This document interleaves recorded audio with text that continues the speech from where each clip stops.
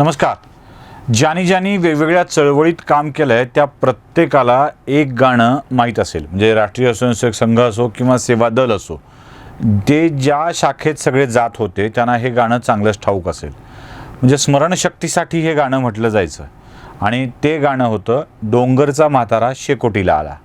पद्धत अशी होती की एकानं डोंगरचा म्हातारा शेकोटीला आला म्हणायचं, त्यानंतर दुसऱ्यानं डोंगरचा म्हातारा म्हाताऱ्याची म्हातारी शेकोटीला आली असं म्हणायचं, मग तिसऱ्यानं डोंगरचा म्हातारा म्हाताऱ्याची म्हातारी म्हातारीचं कुत्रं शेकोटीला आलं असं म्हणायचं. म्हणजे पुढची जी ओळ वाढलेली आहे ती प्रत्येकाने वाढत वाढत म्हणायची. आणि ते पूर्ण गाणं असं होतं, डोंगरचा म्हातारा शेकोटीला आला, म्हाताऱ्याची म्हातारी शेकोटीला आली, म्हाताऱ्याची म्हातारी म्हातारीचं कुत्रं शेकोटीला आलं, म्हाताऱ्याची म्हातारी म्हातारीचं कुत्रं कुत्र्याचं शेपूट शेकोटीला आलं, डोंगरचा म्हातारा म्हाताऱ्याची म्हातारी म्हातारीचं कुत्रं कुत्र्याचं शेपूट शेपटावरली माशी शेकोटीला आले. आणि शेवटी असायचं डोंगरचा म्हातारा म्हाताऱ्याची म्हातारी म्हातारीचं कुत्रं कुत्र्याचं शेपूट शेपटावरली माशीचे पंख पंखावरली माती शेकोटीला आले. हे एवढं सगळं आठवणीत ठेवून म्हणावं लागायचं. आणि हे शेवटी जो पूर्ण करील त्याची स्मरणशक्ती उत्तम आहे असं म्हटलं जायचं. अर्थात लक्षात ठेवणे आणि पुढे वाढवून सांगणे यासाठी हा प्रयोग वापरला जायचा.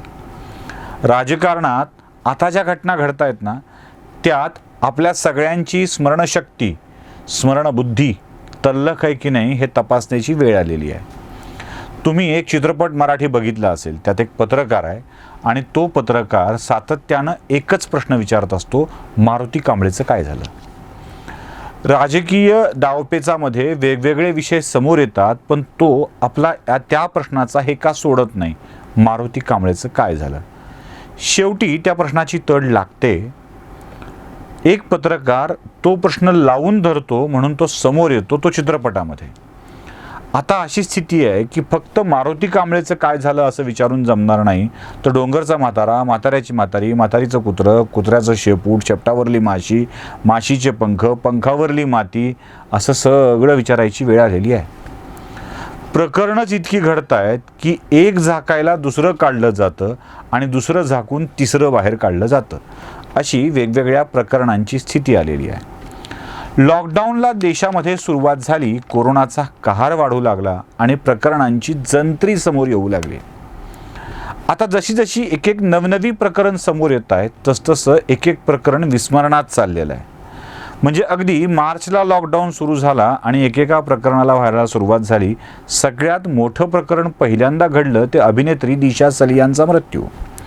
तो झाला कशामुळं, तो मृत्यू अपघात होता, घात होता की आत्मघात होता हे अजूनही स्पष्ट झालेलं नाही. चर्चा खूप रंगल्या. कुणी म्हणालं मोठमोठी लोक पार्टीत होती, तिच्यावर बलात्काराचा प्रयत्न झाला, त्यातून तिचा मृत्यू झाला, तो खून होता, तो सूत्रबद्ध होता. मग काही जणांनी 8 जूनला एका पोलीस अधिकाऱ्याच्या फोन कॉलचे संदर्भ देत ते फोन कॉल सारखे सारखे का होत होते हाही प्रश्न विचारला. आता दिशा सलियानचा मृत्यू कशामुळं झाला, कोण मारलं, त्या मृत्यूचं खरं कारण काय, या प्रश्नाचं उत्तर त्यावेळेसच्या गोंधळानंतर अनुत्तरित राहिलं आणि आजही ते अनुत्तरित आहे. त्याआधी ज्या पोलीस अधिकाऱ्याच्या बाबतीमध्ये 8 जूनला त्याचे फोन कॉल खूप का झाले हा प्रश्न विचारला जात होता, त्याच पोलीस अधिकाऱ्याला त्याच्या आधी लॉकडाऊनच्या कालखंडामध्ये कोरोनाच्या निमित्तानं माणसं हवी आहेत म्हणून त्याला एकट्यालाच का घेतला गेलं. विशेष समिती बसून निलंबित झालेल्या, गंभीर गुन्हा असलेल्या, राजकीय प्रवेश केलेल्या पोलीस अधिकाऱ्याला पोलीस दलात का घेतला गेलं या प्रश्नाचं उत्तर अजूनही नाही. दिशा सलियानचा मृत्यू नेमका काय आहे या प्रश्नाचं उत्तर नाही. म्हणजे पोलीस का आला, दिशा का मेली आणि त्यानंतर तिसरा लगेच घडलेली घटना म्हणजे सुशांत का मेला. दिशाच्या मृत्यू प्रकरणाचा आणि सुशांतच्या मृत्यू प्रकरणाचा काही संबंध आहे का. एका पोलीस अधिकाऱ्याला घेतल्याचा, त्यानंतर दिशा मरण्याचा कारण त्याच्या फोन कॉलची चर्चा, आणि त्यानंतर सुशांत मरण्याच्या प्रकरणाचा, या 3 प्रकरणाचा एकमेकाशी काही संबंध आहे का. मारुती कांबळेचं काय झालं हा एकाच प्रकरणाचा प्रश्न होता. इथे त्याला का घेतलं, ती का मेली आणि हाही का मेला असे 3 प्रश्न सलग विचारावे लागत आहेत.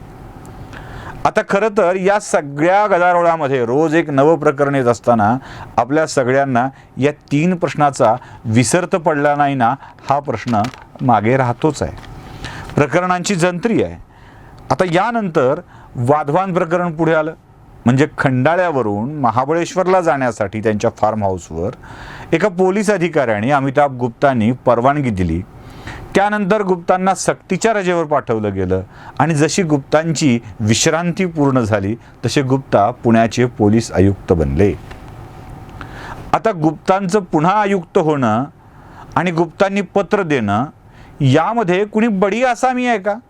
वाधवान बंधूंनी खंडाळ्यावरून महाबळेश्वरला जावं याच्यामध्ये कोणत्या मोठ्या माणसाची इच्छा होती का?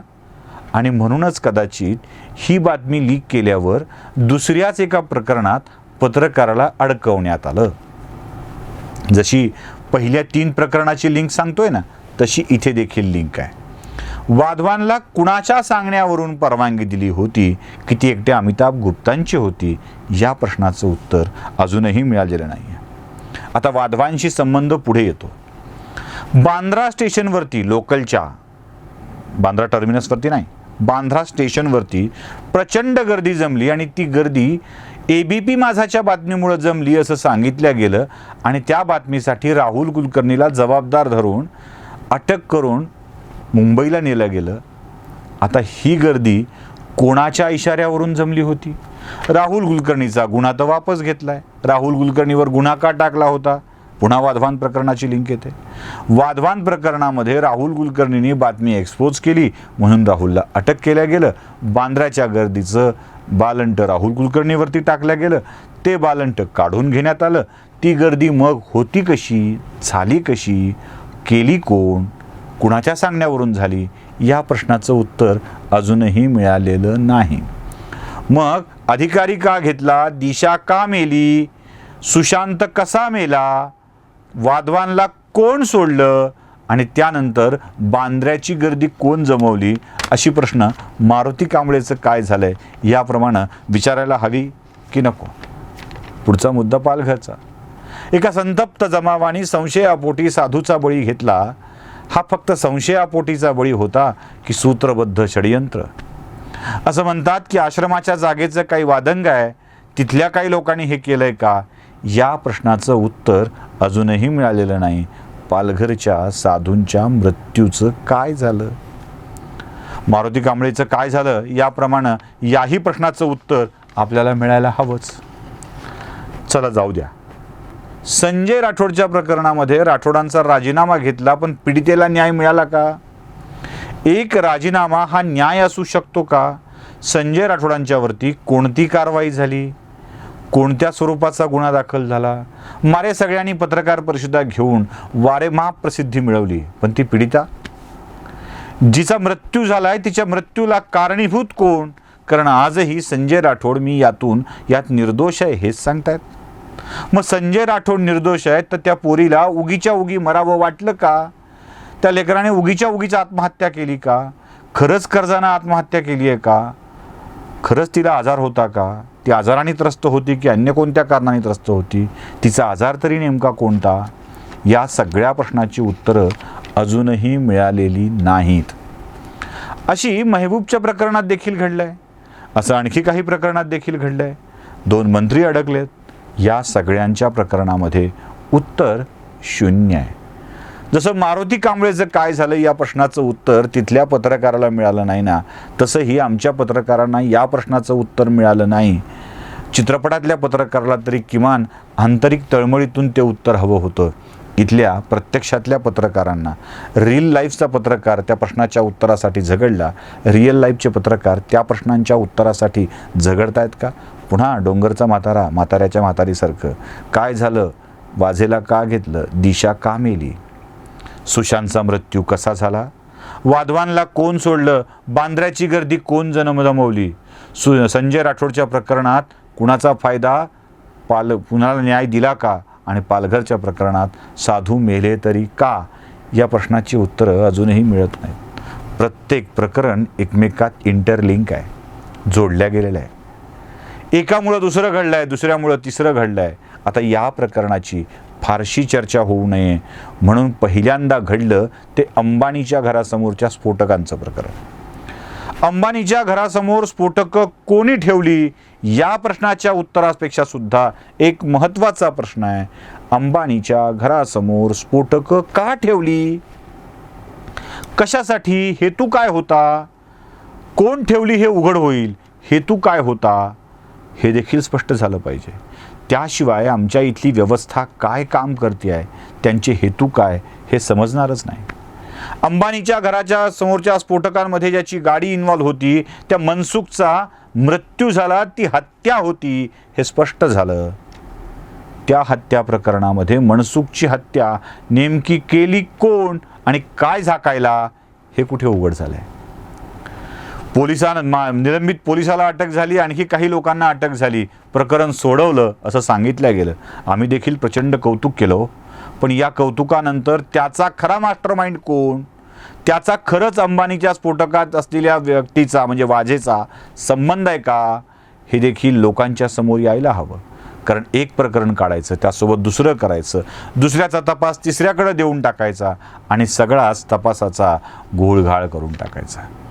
आता अंबानी आणि मनसुखचं प्रकरण अंगलट येत आहे का नाही हे प्रश्न पडलेला असतानाच आणखी एक मोठा प्रश्न समोर आला आणि तो म्हणजे 100 कोटीचा. 100 कोटी जमा करायचे होते हे स्पष्ट झालं हो. परमवीरनी आरोप करून मोकळे झाले हो. पण परमवीरनी आरोप आत्ताच का केले आणि सगळ्यात मोठी गोष्ट म्हणजे हे 100 कोटी कोणाकोणासाठी जमा करायचे होते.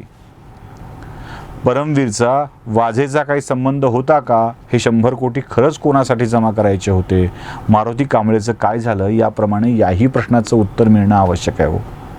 बरं, 100 कोटीचा मुद्दा संपतो न संपतो तोच कॉल टॅपिंगचा, कॉल ट्रेसिंगचा, त्या रश्मी शुक्लांच्या अहवालाचा मुद्दा समोर आला. अहवालातल्या बदल्या तर झाल्याच नाहीत, रश्मी शुक्लांनी माफी मागितली होती, अशा स्वरूपाची विधानं झाली. पण यातल्या 12 बदल्या झाल्यात, त्या पैसे घेऊन झाल्यात का या प्रश्नाचं उत्तर तर अजून मिळालंच नाही. हा अहवाल अर्धाच आलाय म्हणे, अजून पूर्ण अहवाल आहे का, असेल तर काय आहे त्यात, अजून कोणाकोणाची नावं आहेत, कोण कोण सुपुत्रांची नावं याच्यामध्ये निघणार आहेत, या प्रश्नाचं उत्तर तर कधी मिळतच नाही. काय गडबड आहे सगळी. डोंगरचा म्हातारा, म्हाताऱ्याची म्हातारी, म्हातारीचं कुत्रं, कुत्र्याचं शेपूट, तसं हे शेपूट देखील लांबतच चाललंय हनुमंतांच्या शेपटीप्रमाणे. दुसरं मोठं प्रकरण आलं की पहिलं विसरून जातोय आपण. म्हणूनच पुन्हा पुन्हा आठवण करून देण्यासाठी, बोर झालं हरकत नाही, आठवण करून देण्यासाठी हा प्रश्न विचारावाच लागेल, मारुती कांबळेचं काय झालं.